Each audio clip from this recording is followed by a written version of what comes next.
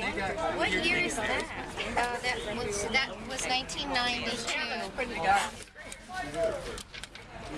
So how's life?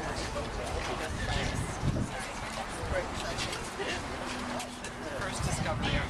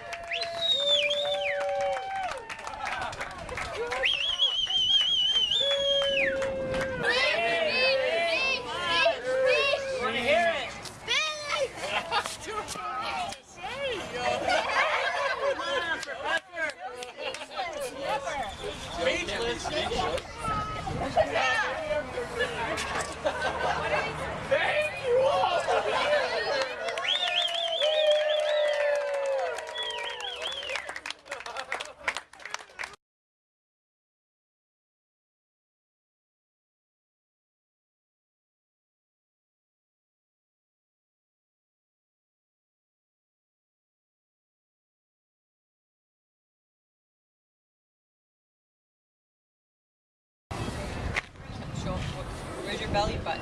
Right there. How come we're here? Who are we seeing? Who did we surprise? Papa Joe. Oh, did we surprise him? And Why is your shirt up? Where's your belly? right there.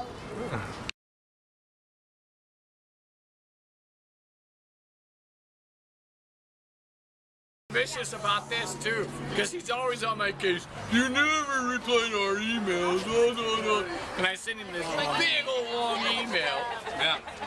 He didn't answer. He hit me, I'm like, He didn't I'm answer. gonna see him tomorrow, I'm not gonna reply to him. Yeah, he didn't even answer. So where's my daughter? Oh, she's taping this. Oh, this is not good.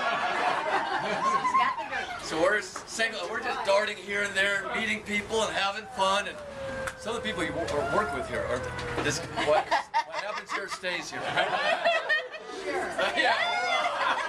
They're not Nancy. they're not your supervisors, are they? Oh, that's good. That's good to know. We can be if we need. Yeah, he's in supervision. So we're in Mardi Gras going back and forth, my buddy Phil and I, and just crossing over and meeting all those women. And this one woman, for example, going down the main street. This nice-looking woman, she kisses this guy, and she grabs the next guy, gives him a big kiss. That sounds like so I wouldn't got in line. She wouldn't kiss me. I wonder why. Is there a bouncer here for her? Tell us something as good as the bride last night. There's my second bouncer. Get him out of here. So anyway, so Joe's just kind of taking it all with his pipe, and finally he walks over to this one cute girl who's sitting on the bench, and he starts talking, kneels down, starts talking, and she's talking to him. All of a sudden she goes, and I've never seen Joe speechless until then. What do you say?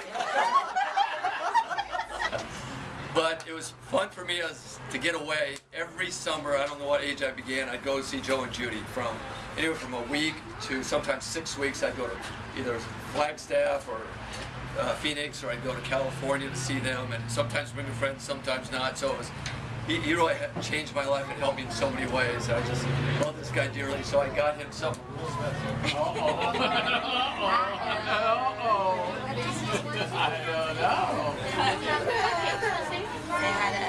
I wrapped it myself.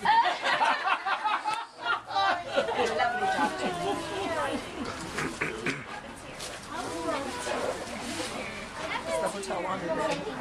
Yeah, Evan's here. Can you see me? No. What does it say? Show it to me. For you guys with poor eyesight, over 50, once in a while someone amazing comes along, here I am. So, Joe took me on my very first camping trip. I've only done 2. So it was pretty memorable, and I'm not so sure I was the world's best camper. After a few minutes, Fuzzy sent me back to my mom saying she's a lousy fisherman. She's scaring all the fish away. And then when I was at the advanced old age of about 8, Joe and Michael took me into my first bar. St. Elmo's Bar in Bury Gulch. My father was not pleased. But it made me realize how fun bars can be, and that's taken me a long way. Actually, I'm grateful to Joe and all the Bednor's boys. I think I would have grown up to be a much bigger wimp than I already am without the influence of my Bednor's uncles. And I'm really grateful that whenever people are telling crazy family stories, I got a boatload to share. But seriously, you know, Joe.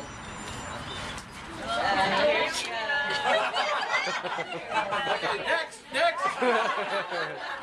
You know, you've been part of my life forever, and you know, at this point, you're more than an uncle. You're really a dear, dear friend, and you know, you've been a great father, a great grandfather, a great uncle, a husband, a friend, and you know, and a PhD. You know, how many boys from Bisbee can play?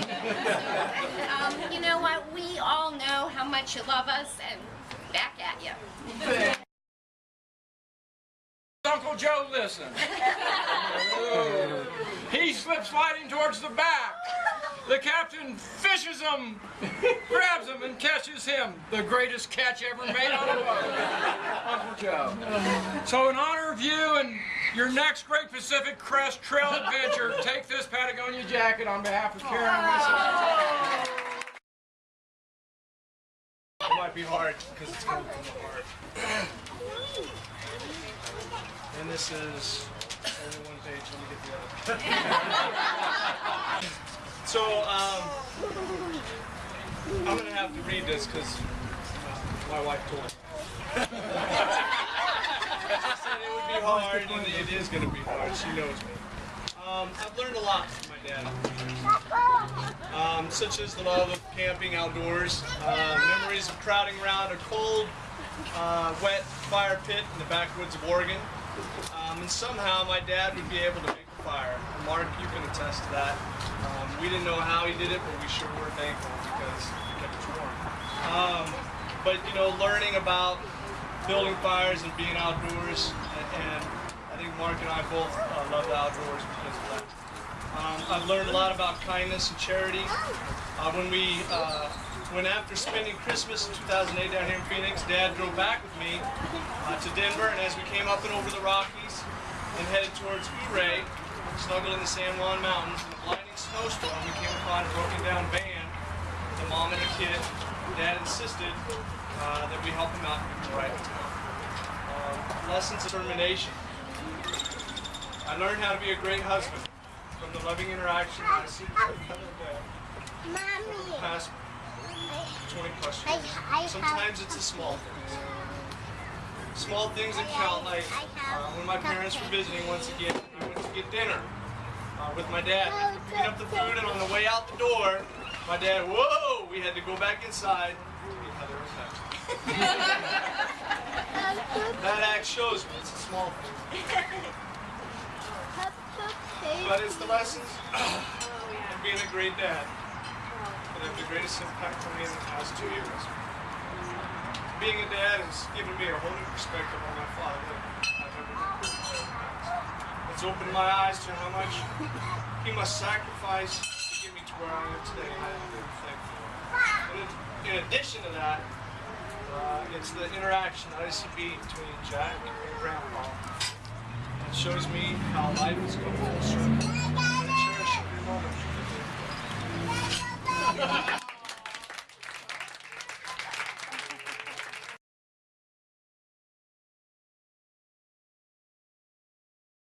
Went golfing with Joe and Patrick, and I can't remember who the fourth was with us, but We realized early on that Joe wasn't that much of a golfer because, you know, the little things you put the ball on are called tees. He goes, I'm out of sticks. So we got Joe some more sticks. Put the ball in there. Okay, yeah, right. Oh, yeah, I So, remember that. so anyway, we're on a tee box, and I don't know if you guys, any of you that do golf or know about golf, you're on the tee box, the fairway's that way, you're trying to hit it to the green and the pin, right? So we're all standing behind Joe while he's teeing off. He hits the ball. It hits a rock. It comes back. I catch it.